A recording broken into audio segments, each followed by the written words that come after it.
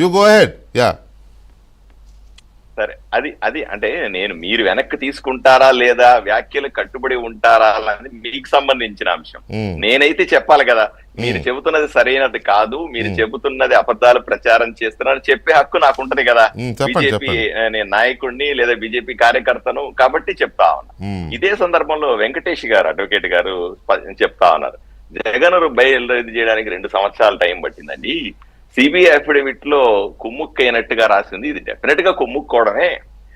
అంటే నాకు అర్థం కాదు ఏంటంటే, ఇప్పుడు సిబిఐ కానీ లేదన్నా సిబిఐ అన్నది దేశంలోనే అత్యంత పవిత్రత కలిగినటువంటి లేదా అత్యంత గొప్ప పేరున్నటువంటి దర్యాప్తు సంస్థ. లేని పవిత్రత దర్యాప్తు సంస్థ అనండి కానీ దానికి లేని పవిత్రత ఆపాదించకండి మీరు. సరే పోన్లేండి, మంచి పేరున్నటువంటి దర్యాప్తు సంస్థ.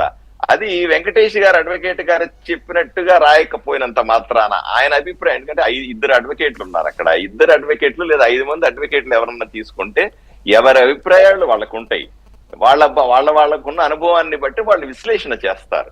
అంతే తప్ప ఈయన త్రిపులార్ గారి తరఫున వాదిస్తున్నాడు కాబట్టి ఆయనకు నచ్చినట్టు రాయకపోతే అది కొమ్ముక్కైనట్టు కాదు అనే అభిప్రాయాన్ని నేను చెప్తా ఉన్నాను.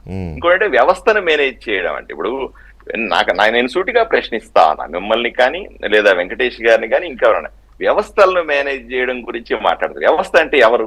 మీ దృష్టిలో వ్యవస్థ అంటే ఎవరు? అంటే జడ్జిలా, లేకపోతే కోర్టులా, లేకపోతే ప్రభుత్వాలా?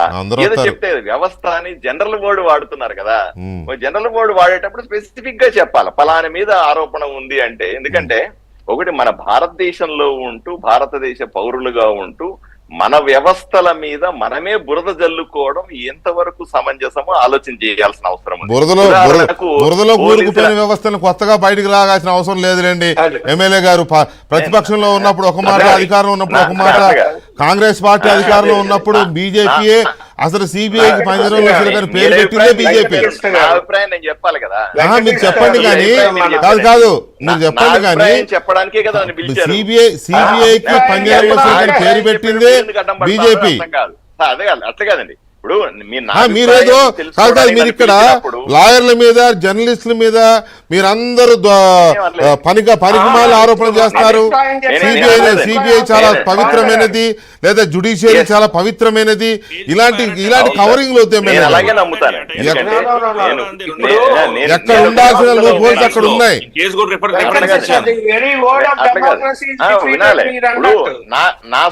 నాట్ కరెక్ట్ అండి, ఇట్స్ నాట్ కరెక్ట్. రాజకీయాల్లో ఉండొచ్చు, రాజకీయాల్లో ఉన్నంత మాత్రాన రాజకీయాలు అత్యంత పవిత్రమైనవి అని మీరు చెప్పుకోండి. మేము చెప్పాం, మేము ఎందుకు చెప్తాం, మాకేం సంబంధం లేదు. అలాగా మీరు నా అభిప్రాయం మీరు చెప్పారు చాలాసేపు. ఒక్క నిమిషం వెంకటేష్ గారు, మీ అభిప్రాయం మీరు చెప్పారు. వెంకటేష్ గారు ఒక్క నిమిషం అండి.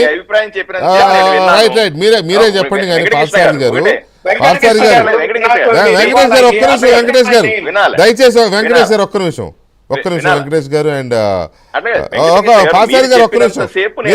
మీరే చెప్పండి పార్థసారథి గారు ఒక్క మాట మీరే చెప్పండి. మీరు ఒక మాట పార్థసారథి గారు, నా ఇంట్రడక్షన్